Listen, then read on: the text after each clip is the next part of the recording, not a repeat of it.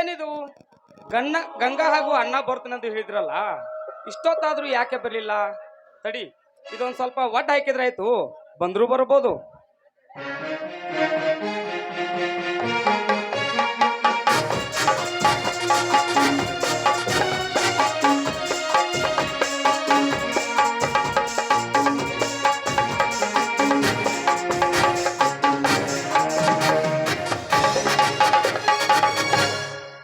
Mister, ಈ ಊರಲ್ಲಿ ಸಾವುಕಾರ ಶ್ರೀಮಂತ ಜಯರಾಜರ ಜಮೀನಲ್ಲಿ ಬರುತ್ತೆ. ಏನು ಜಯರಾಜ್ ಸಾವುಕಾರನ ಹೊಲನ? ಇದೇ ನೋಡಿ, ನಮ್ಮ ಬಾಜು ಇದೆಯಲ್ಲ 300 ಎಕರೆ ಜಮೀನು, ಇದೇ ನೋಡಿ.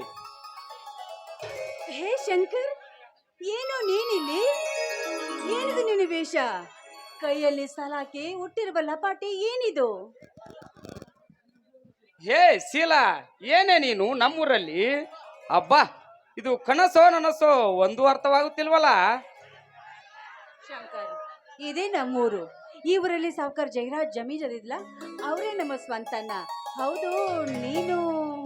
ನನ್ನದು ಇದೇ ಊರು ಶೀಲಾ. ನಮ್ಮ ಅಣ್ಣ ಅತ್ತಿಗೆ ಬರ್ತೀನಂತ ಹೇಳಿದ್ದರು, ಅದಕ್ಕೆ ಹೊಲದಲ್ಲಿ ಕೆಲಸ ಮಾಡುತ್ತಿದ್ದೆ. ಅಬ್ಬ, ಎಲ್ಲಿ ನಮ್ಮಿಬ್ಬರ ಪ್ರೀತಿ ಮುರಿದು ಬಿಡ್ತು ಅಂತ ನಾ ತಿಳ್ಕೊಂಡಿದ್ದೆ. ನೋಡು, ನಮ್ಮಿಬ್ಬರದು ಒಂದೇ ಊರಾದ್ರೂ ಗೊತ್ತೇ ಆಗ್ಲಿಲ್ಲ. ಅಂತೂ ಆ ದೇವರು ಒಂದುಗೂಡಿಸ್ಬಿಟ್ಟ. I love you. ಇನ್ನು ಮುಂದೆ ಈ ಪ್ರೀತಿ ಮುಂದುವರೆಯೋದಿಲ್ಲ, ಮುಂದುವರಿಯೋದಿಲ್ಲ. ಶಂಕರ್, ಏನ್ ಮಾತನಾಡ್ತಾ ಇದೀಯ ನೀನು?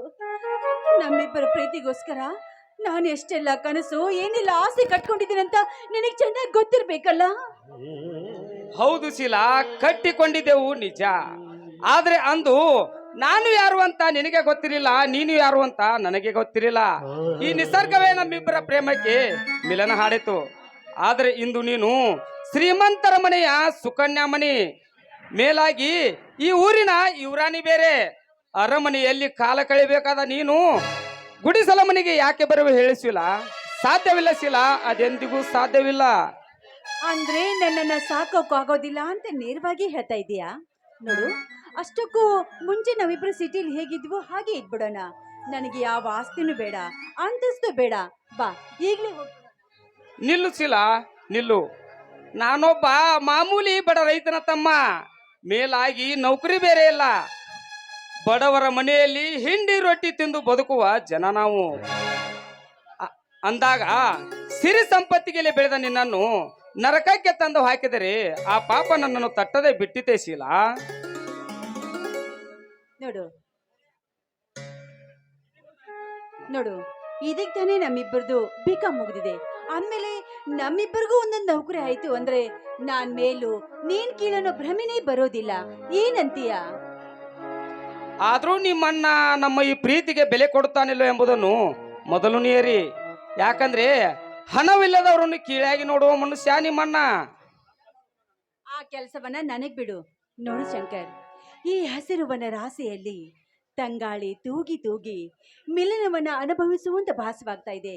ಕಮಾನ್ ಮೈ ಡಾರ್ಲಿಂಗ್.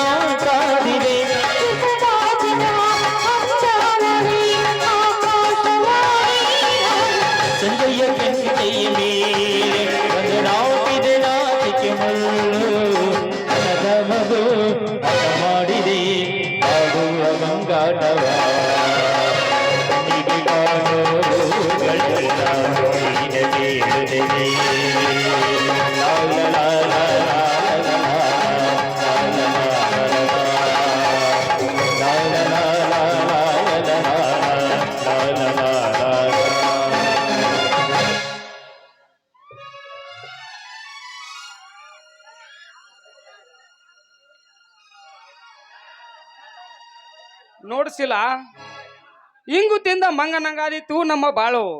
ಅದಕ್ಕಾಗಿ ಸ್ವಲ್ಪ ಎಚ್ಚರಿಕೆಯಿಂದ ಕಾಲಿಡು. ಯಾಕಂದ್ರೆ ಬಹಳ ಸಿಟ್ಟಿನವ ನಮ್ಮಣ್ಣ ಅರ್ಜುನ, ಅದರಂತೆ ಬಹಳ ಸಕ್ಕಿನವ ನಿಮ್ಮಣ್ಣ ಜಯರಾಜ. ಇವರಿಬ್ಬರ ಮಧ್ಯೆ ಹಸಿದ ಹುಲಿಗೆ ಬಲಿಯಾದ ಕುರಿಯಂತಾಗುವುದು ಬೇಡ ನಮ್ಮ ಜೀವನ. ವಿಚಾರ ಮಾಡುಸಿಲ್ಲ, ವಿಚಾರ ಮಾಡು. ಶಂಕರ್, ನೀನು ಕೆಟ್ಟದ್ದನ್ನು ಯಾವತ್ತೂ ವಿಚಾರ ಮಾಡಬೇಡ. ಅದ್ರ ಬಗ್ಗೆ ನೀನೇನು ಚಿಂತೆ ಮಾಡಬೇಡ. ಅದಕ್ಕೆಲ್ಲ ನಾನು ಒಂದು ದಾರಿ ಮಾಡ್ತೀನಿ. ನೀನು ನಿನ್ನ ಮನೆತನದ ಬಗ್ಗೆ ಮಾತ್ರ ವಿಚಾರ ಮಾಡು. ನಾನು ಹೋಗಿ ಬರ್ಲಾ? ಬಾಯ್ ಬಾಯ್.